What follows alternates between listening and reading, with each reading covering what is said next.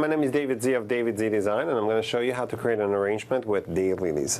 What we have here is a vase. It's a bit different. It has several holes throughout the vase on top of it. So what we're going to go ahead and do is just grab our daylilies, like so.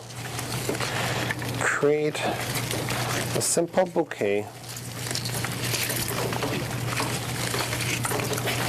You can keep it round, you can keep it elongated, whichever way you like it. And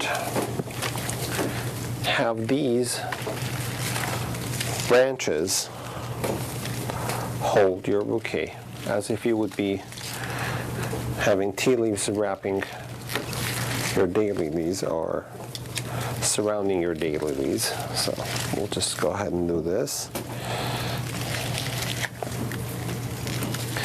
You have this look. You cut your bouquet